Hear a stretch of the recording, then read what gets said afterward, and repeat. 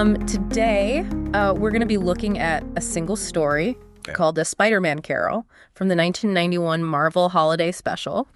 And it's Christmas Eve, and, Spidey's swinging through Manhattan. And you just know that Jonah Jameson's going to have something to say about it. Right. But can a grumpy newspaper man's heart really be changed by a little holiday spirit? Yeah. Well, that's what we're here to find out. This story's so fascinating because it takes like a classic holiday trope. Okay. That idea of transformation and redemption and puts it in this very specific context of the Spider-Man universe. Yeah. So it lets us explore those themes through the lens of these larger-than-life characters and then, complicated relationships. Right. Okay, so let's set the scene. Okay. It's Christmas Eve in Manhattan, and as you might expect, things are a little crazy. Yeah. But even with all the holiday chaos, Spidey is already out there doing what he does best, helping people. Exactly right from the start. Yeah. We see him rescuing an ambulance that's stuck in traffic. Oh, wow. He literally lifts a taxi cab out of the way. Wow. It's just a small moment. Yeah. But it establishes his selflessness and compassion right away. Right. Which sets the stage for the rest of the story. And I think that highlights this really interesting dynamic that runs through the entire story. Okay. This constant contrast between Spider-Man's actions and public perception. Oh, that's a great point. Yeah. Yeah, we see that contrast play out even more when the story shifts to a children's hospital. Okay. Where Peter Parker's been sent on assignment for the Daily Bugle. And of course, the event is being hosted by none other than J. Jonah Jameson. Right. Which seems a little out of character for a guy who spends most of his time ranting about Spider-Man being a menace. Right. It is interesting. Yeah. Here he is organizing this huge charity event. Yeah. Donating $1 million to the hospital. But at the same time, he's the one who created this whole media narrative that paints Spider-Man as a villain. So it's not just about Jameson disliking Spider-Man personally. Right. It's about him using his platform to influence public opinion. Exactly. To spread this fear and distrust, even when Spidey is out there saving lives. And it makes you think about the power dynamics at play there. Yeah. How media figures like Jameson can shape public perception. Right.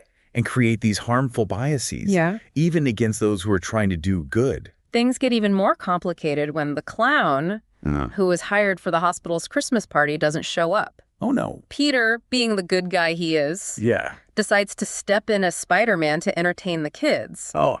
But of course, Jameson is furious. Of course he is. Yeah. It's like his prejudice against Spider-Man is so deep that he can't even see the good intentions behind the gesture. Right. He's completely blinded by his own preconceived notions. But then we have this incredible turning point in the story when Steven, a young boy who Spider-Man had saved in the past, speaks up to defend the hero. This is such a powerful moment because it uses personal experience to challenge Jameson's deeply held beliefs. Yeah. Steven's account forces Jameson to confront the reality of Spider-Man's heroism. Right. Not just the image that he's created in the Daily Bugle. It's not logic or reasoning that gets through to Jameson. It's this emotional human connection. Yeah. Steven's story forces him to see Spider-Man not as a menace, but as someone who makes a real difference in people's lives. Yeah. And just when things are starting to get interesting, we get a classic comic book plot twist. Whoa. Armed robbers show up at the hospital. Right. It's like the universe is conspiring to put Jameson's prejudice to the ultimate test.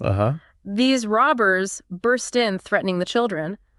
And suddenly, Jameson's forced to confront his biases in a very real and very dangerous way. Yeah.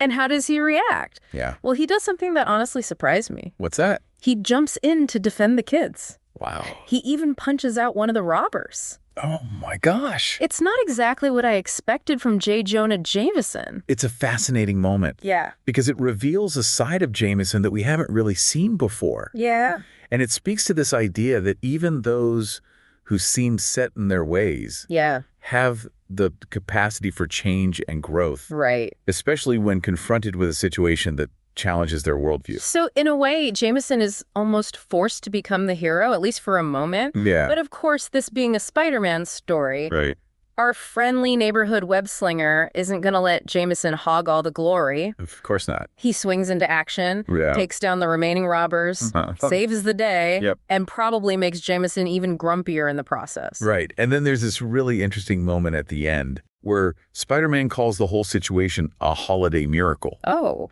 It's like he's acknowledging the transformative power of the events that have unfolded, Right. particularly for Jameson. Yeah. But the big question is, will this change be lasting? That's the million-dollar question, isn't it? We're not just talking about a simple change of opinion here. Right. Jameson has built his entire career, his whole public persona, on this idea of Spider-Man being a menace. He's been printing Spider-Man threat or menace headlines for years. Exactly. So this isn't just about Jameson admitting he was wrong. Right. It's about challenging this core belief that's fundamentally shaped how he sees the world.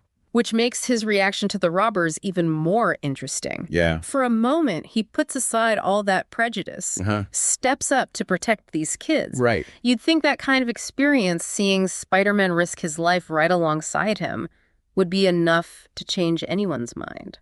You'd think so, but the story doesn't make it that easy. Right. It acknowledges that change, especially when it comes to deeply ingrained biases, is rarely simple or instantaneous.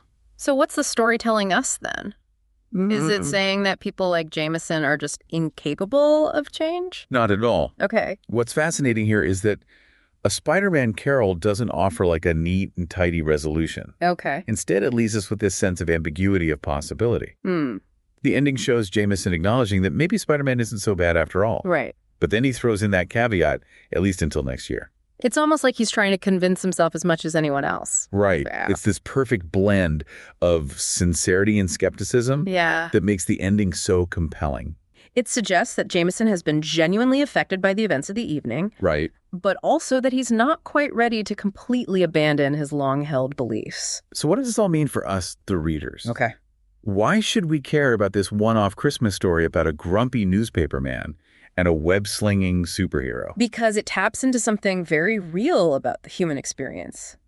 Our struggle with change, our tendency to cling to familiar narratives even when they're challenged by new evidence.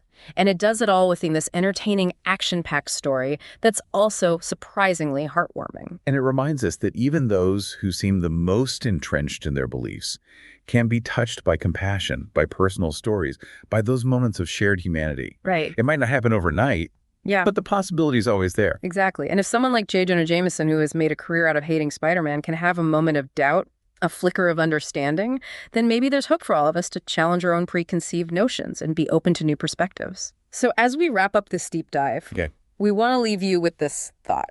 What stories are shaping your worldview? Are you open to hearing new ones? Good question. Are you willing to challenge your own assumptions and embrace the possibility of change? Yeah. Because ultimately, it's those stories, the ones we tell and the ones we listen to, that define who we are and the kind of world we create. And on that note, we'll swing away, leaving you to ponder the complexities of heroes, villains, and the transformative power of personal narratives. Until next time, keep diving deep.